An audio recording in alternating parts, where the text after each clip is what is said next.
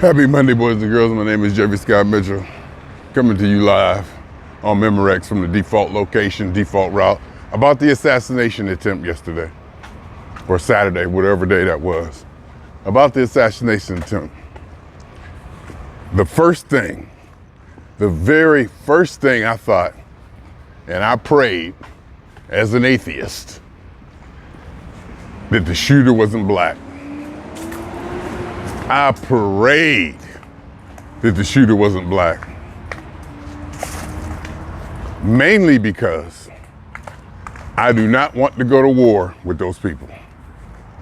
I do not want to go to war with those people. Those on the liberal left and those so aggressively who mouth off or demean Trump and the MAGA people and talk any kind of crazy way about them. You don't want to go to war with those people. You don't want them to start playing identity politics. You don't want them to step up and say, and have them say white lives matter and kiss my ass. You don't want them to go to the point where they get so fed up that they're not going to allow you to get away with your guilt politics. And they're hovering and they're boiling. It's like a pressure cooker, if you ask me, because they've been put down and deprived and told they were guilty, told they are racist. You turn on TV, you don't see them anymore. They're like wiped out masculinity. Well, that's a different thing. The masculinity thing is a different thing. But you cut on TV, everything is interracial, let alone the biblical aspect of it, as far as the homosexuality and all that. And it's not so much that they're racist. It's not so much about that they're racist. They turn on the TV and they see every culture celebrated except for them. In fact, theirs is even demonized. Demonized to the point that even white people now know it's trendy to put down white people. And it has to be smoldering. It has to be a powder keg. And one of the main things too, I noticed about the footage from the shooting, you notice none of them fuckers left. You know, none of them left. They ain't scared of guns. They ain't scared of guns at all. Now, if it was a bunch of black folks, a couple of shots, that place would have been empty. That place would have been emptied out. The only person would have been there would have been Trump and the Secret Service. Black folks would have got the hell out of there. You see how they stood together. They stood together. Now, granted, a lot of them didn't know what was going on. You know, it took a while for it to set in. But even when it did, only not too many people ran out of there. They all stood there. And if you look, a lot of people, you know, as it went on, other than seeing the terrible towel there. See the guy with the terrible towel on his head. Anyway, they turned around, they showed, you know, Trump getting taken off the stage. People turned around, they were mad, putting their fingers at the camera. These people are mad and angry, and they have artillery and they have wealth. And they will work together like black people never knew how to. I mean, if these people start playing identity politics and they say, F you, I don't care what you do or try to cancel me, we're gonna go for it. We're gonna celebrate our culture. We're gonna celebrate the Enlightenment. We're gonna celebrate all the great things we did, and we're gonna call it out, just like you call out everything. I don't want that to sound too smart alecky. Just the way all the other ethnic groups are celebrated for their contributions. White people should be celebrated for their contributions too. Poor white people should get just as much attention, and government assistance, or just basic attention, and just be visible. They're not visible in media. They're deemed racist. They can't say anything. They have to hold their opinion, and they're gonna get tired of it. This little thing yesterday could have been the thing that pushed it over, and it still might be. It still might be. And all these people out there, it may be me. Maybe I'm too sensitive. Maybe I'm taking it too seriously. But I don't think now of course, there's gonna be some funny memes. There's some memes out there that are just purely satirical. I get that. And then there's other things going around where they're probably not even memes. They're probably people actually believing that it was fake and staged. There are probably actually people out there believing it was fake and staged, and they better. They better hope it's fake and staged, because it was the Trump.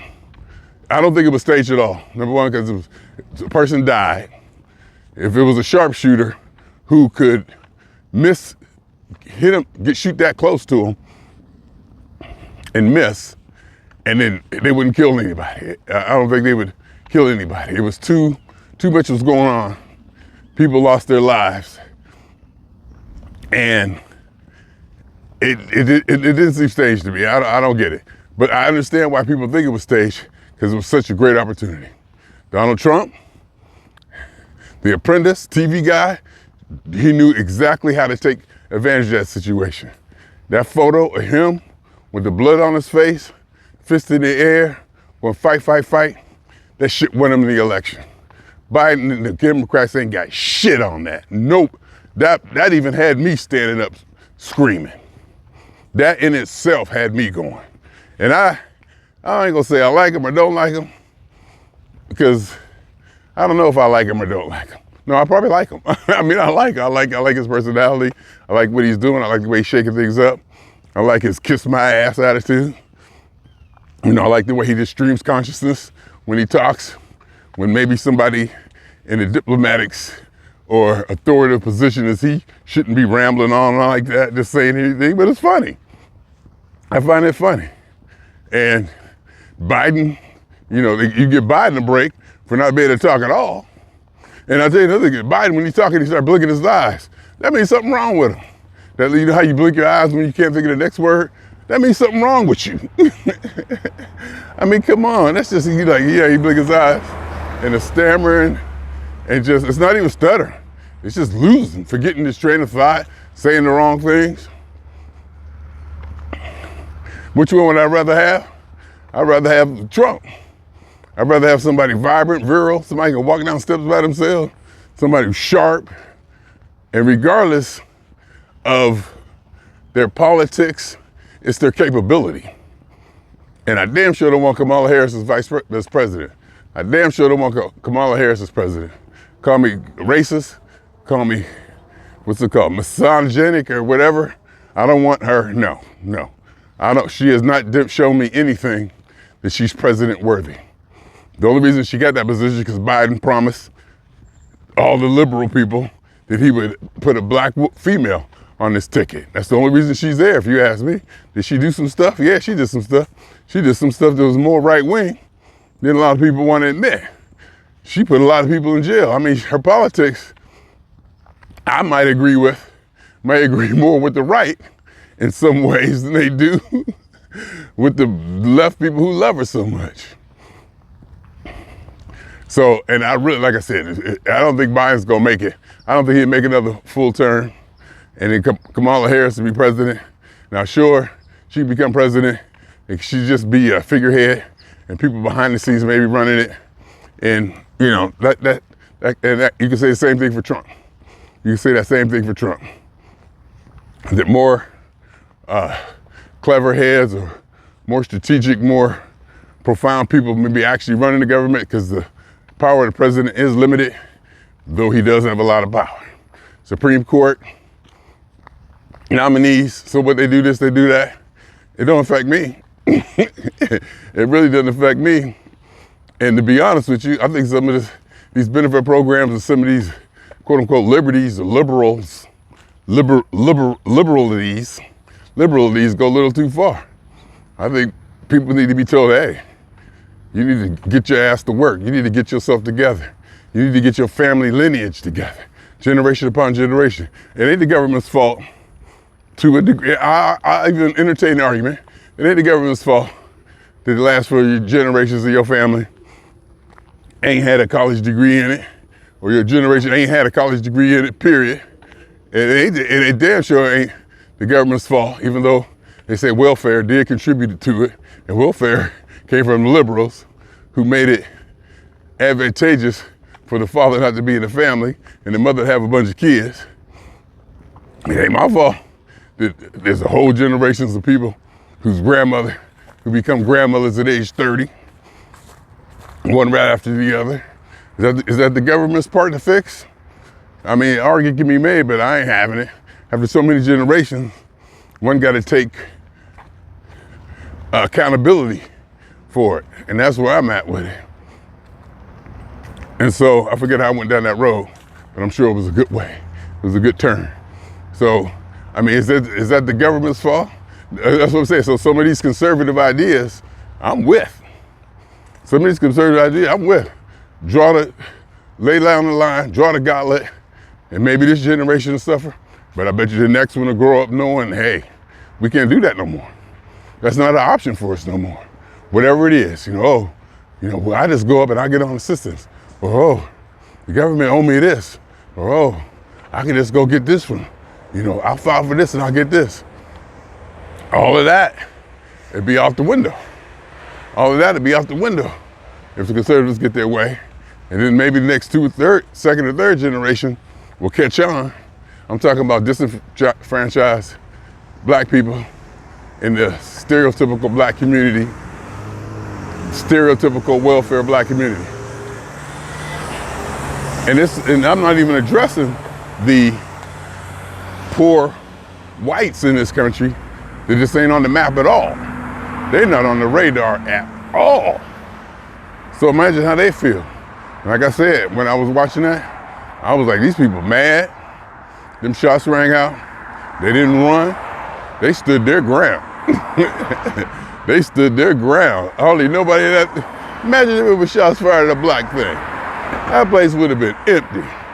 Them folks stood there, almost like solidarity. Like, we're here for you. This is us. We're not going nowhere. We're not running. And that's a loyalty that's built in, it's inherent. You can't fight that. That's tough to fight. And it was the image of it, and then Trump putting his fist in the air, even had me standing up screaming. I was like, go ahead, dog. Go ahead, you just won the election. You just won. Nothing can compare to that. Nothing's gonna compare to that. All you gotta do is not mess up. And by God, if he's throwing a couple more good political ideas or decisions, or do something more congenial and less Trump-like, which he's doing more and more, he'll get the independents, and a lot more people from the Democratic side is going to go over.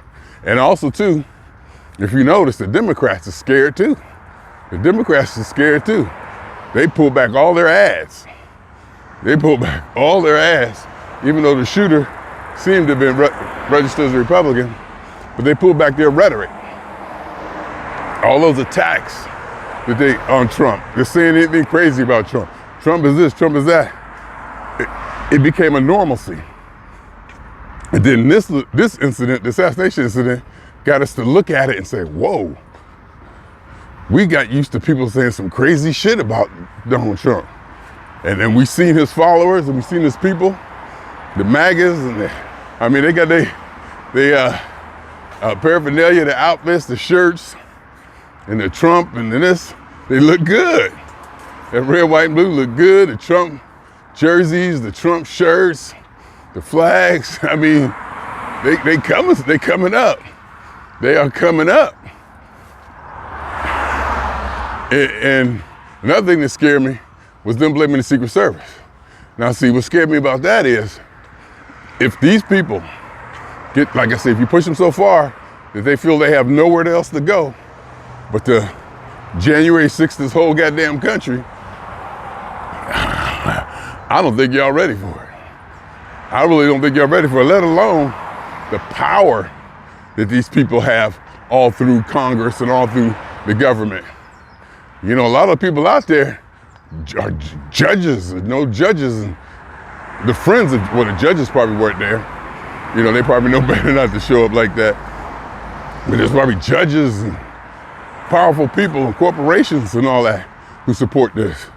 Once something like this happens, it can bring them all together. You think you're gonna stand there and say you offended? You gonna say, you can't do that to me? Da, da, da, da. Ain't no rules. These people take off and ain't gonna be no rules. And that's what I was thinking. If this guy was black, oh my God. If he'd have been black or Black Lives Matter or anything, that'd have been it. That would have been all she wrote. That would be all they needed. That would be all they needed. And even now, they blame it on the Secret Service failure, like it was a setup. Both sides. One side says it was a failure of the Secret Service, and it looked like they did that on purpose to get Trump shot. If that narrative starts going around, oh boy, and I started watching Fox News right after it, and that was kind of the sentiment. How could this happen? It's almost like the Secret Service let them do it. And then on the other side, you got people saying it was fake and it was staged. But either way, if the MAGA people and that group, which is not allowed to be even called a group, you can't even use identity politics to identify them. You just got to call them the racists. If that group comes together and they start their own identity politics because they feel like they have nowhere else to go, they can't even trust the Secret Service. So now they can't trust the government at all. And they got to take things in their own hands, whether that's true or not. If they perceive it that way, and they feel they got to step up and handle business on their own, their backs against the wall, they got no hope. We can no longer rely on the government. We can no longer rely on this. Plus remember, they're minimal government anyway. Conservatives don't want government anyhow. And I was like, don't let that dude be black, because it'd be open season. It would be open season, I swear. And you notice too, right afterwards, Biden dialed that shit back. They suspended everything because they know. And then watching the commentators on CNN, they were scared. They know what's out there. You watch the CNN commentators, they were scared. All the energy was taken out of them. I mean, and it's not like a scared to where they wanted to not say the wrong thing at this time, regardless of how they felt. Even if they felt that they wanted Donald Trump shot and dead, it wasn't like they were trying to hide that. This was something deeper. They know what could actually happen, what could be looming. If Trump would have got killed, if he'd have got assassinated, oh my, oh my. Them folks would have went off. And you seen them. They're ready. They packing, they ready, they got nothing to lose. They make up probably 60% of the population, still a large majority of the country. Remember, black people only 12%. Black people's only like 12%. And I think Hispanics are only like 13 or 18% or something like that. So still a lot more white people there. They got a lot more power, a lot more money.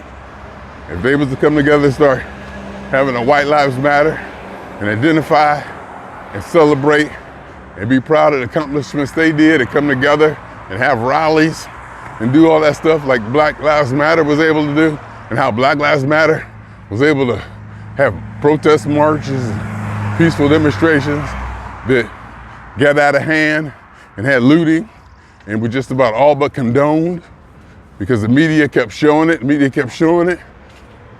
If they start doing that, it's over. It's over. So, I mean, you ain't gonna see me joking about it. It's too soon. This is one of those, this is too soon things. You ain't gonna see me joking about it, because this is some for real stuff. We get into some for real stuff. People saying, oh, it's fake. It's a distraction from Project 2025. Project 2025 been in works for decades, for a long time. They just happened to get a website.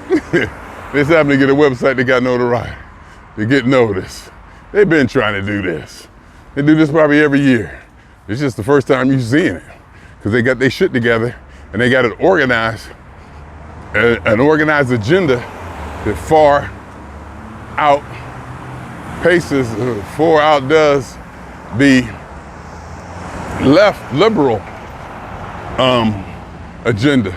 They got this stuff together. They got a platform, they got support, they got money, and they going for it. We got a web presence, and since Tashi J. Nelson, whoever her name is, said their name, everybody's talking about Project 2025 now. Now they got publicity. I don't get it. I don't get it. And I'm not telling anybody to stop doing what you do. I'm not saying that the liberal people are right or wrong. I'm not saying, you need to stop doing this, you need to stop doing that. What I am saying is I don't understand the thinking and your tactics. I don't understand how your tactics, and from what I see you doing, I don't see what you're doing, how what you're doing is going to accomplish what you want. What you state that you want, I don't think you're going about it the right way. Like I said, you fight for what you want to believe in. You believe in with this, I can't tell you not to believe in it. That's part of it. We need that, in fact. We need people thinking all kinds of crazy shit. From one end of the spectrum to the other. That's never been my thing. My thing is, how do you expect to accomplish that by doing it this way? I don't think that's the way it should be done. And it's just me personally thinking that. That's all it is. My opinion. It's just simply my opinion.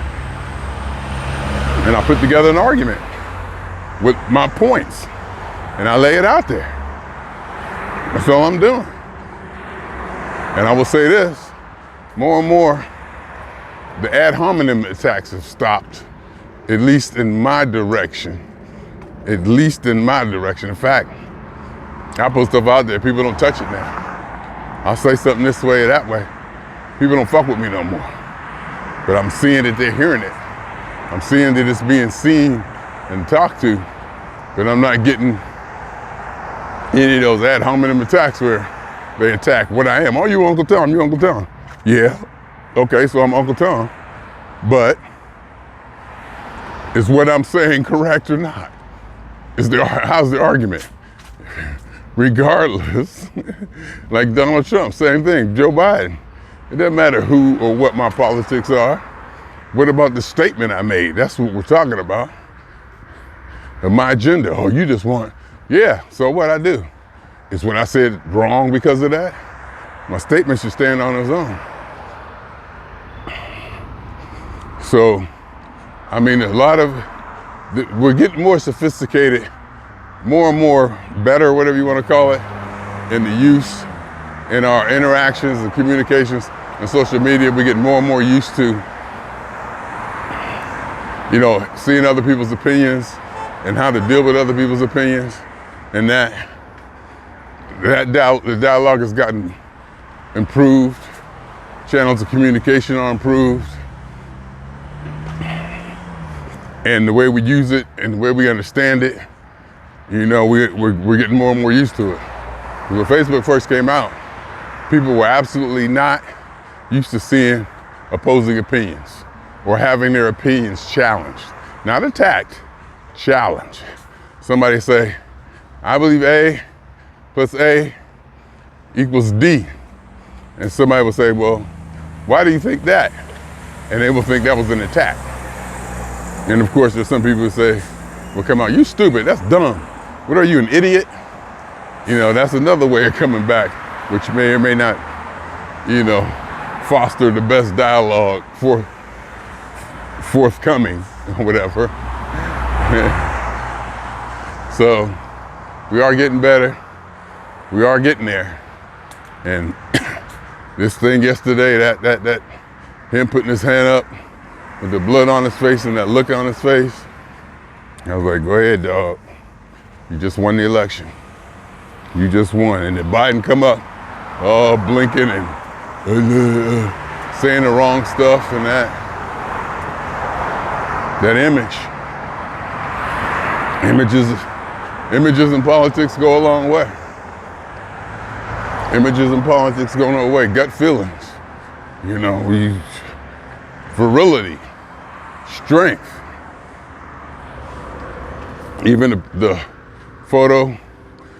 footage of Trump coming off Air Force One with nobody around him, walking down the steps by himself. Simple. Just do that. just do that. That's enough right there. Because we dealing with Biden, that's enough right there. And they, like I said, Biden, them, they knew. CNN commentators, they knew. Even MSNBC was like, okay, This is a powder keg. This is a powder keg, and you can see their demeanor just dialed it all the way back. They just dialed it all the way back. It was more than just being cautious of what they said. They were, see, I saw fear. I saw fear and apprehension of what they knew could be coming, because they know what's out there. They know what kind of people out there, and I think even the Democratic Party know they pushed them too far. They know that they pushed them too far, and you don't want to push them over to the point to where they start saying, white lives matter. You got a problem with it? Especially now with people moving away from mainstream news and media, and you have all these podcasts and communication feeds and quote unquote stations like Rumble or websites, aggregate websites or whatever, to where people can get their message out and not be held to the regulations or limitations of broadcast television, where you can be a little bit more to the left, a little bit more to the right. You can say whatever you want, like Don Lemon got one. His ain't my favorite, but he got one. Tucker Carlson, all of them out there. Brand, what's his name? Brand, I forget, something Brand, Russell Brand, he got one. I mean, it's all of Cuomo. I mean, they're all over the place. Bill O'Reilly got one. Glenn Beck, Candace Owens. Why am I naming all the right-wing ones? Who else got it? I mean, you know, Destiny, he got one. Who else? I like Carvel Politics. I guess they just do a podcast. Carvel, The War of Politics or something like that. Carvel and his buddy, I like his too. I mean, there's a lot out there. Dave Rubin, I keep naming all the all the right ones, all the right-leaning ones, Republican right-leaning ones. But they're out there. You don't need mainstream TV anymore. You just say forget it. We found our way to find our own platform. But the overall majority of Americans probably, or should I say, not the majority, but the largest group who consume this kind of media probably still get it from their TV, with quote unquote rabbit ears, the new digital TV, you know, right, over air. And I killed my YouTube TV yesterday. Of course, it's still on until my subscription run out on the 18th, but I officially canceled it and I just stopped using it. What I use now, the only reason I would go there was to get live news, to get something live, you know, live news feed. And what I use now is they got a news app or a news section on my Fire Stick that aggregates a lot of the free, quote unquote, free news sources that are out there. And I got them marked. I guess the ones that seem like that I'm going to the most now would be NBC News Live. That one seemed to be pretty good. What I do is I go to them and they'll actually have a live icon next to it. It'll say live, and I'll check and see when I tune on it. I'll look at the time that they display, and if it matches up, that means I know it's live. Because some stuff could be live and it could be a pre-recording. But you know, I was watching some live real-time stuff, and I'm so used to, you know, CNN, but I noticed I'm not watching CNN no more. You know, so I'm just starting to aggregate. I got a bunch of them, you know, like News Nation, Newsmax. There I go, naming the right ones again. CBS, ABC News, they like have live feeds. Even some local ones. I got a couple Cleveland ones, couple Cleveland stations in there. The quote unquote are supposed to be live. But, you know, so I got rid of YouTube TV because I don't use it. We'll see how it goes with football season, and we'll see how it goes if I gotta get an NFL Sunday ticket and how all that's gonna work. We'll see. Gotta do the math on that and figure that out. But You know, that's what I got to say about the section. This is some serious stuff. You know, people say, you know, I mean, I've traveled the country. I go back to Ohio every 2 months, and I see that section of the country, and I see, quote unquote, those people, and they're formidable. They're more than formidable. They may be so formidable that they're at a place where they're not even worried about us anymore. And in fact, a lot of them are. A lot of them are in such a stratosphere of economic and social status that all this little stuff doesn't even affect them. They're not even worried about it. They could care less. They're so far above it. There's definitely people like that on both sides. But I've been saying for a long time, it's maybe one of the largest groups in America are poor middle class whites. And if they ever get a voice, something like this to give it to them, let the fun begin. Let the fun begin. Anyway, I think I said it all. Happy Monday. Feel like I got it all off my chest. Had to get it down on digital, put it out there on the internet webs for posterity. Put my vibration, my opinion, what I think out there. That's all. That's very important to me. That's very important to me. It doesn't matter how many people see it or don't. I'll let history work on that. I just put it out there. Just make sure it's out there in one form or other. Have a record of it. What I think is just very, very important to me. Anyhow, swinging on y'all 2 times. For me, for the phone. And for every elementary particle that has ever existed in any atom in this or in the universe that ever was, is, or will be. Totality of it all. Hypothesis of all as one. Theory of universe. My name is Jeffrey.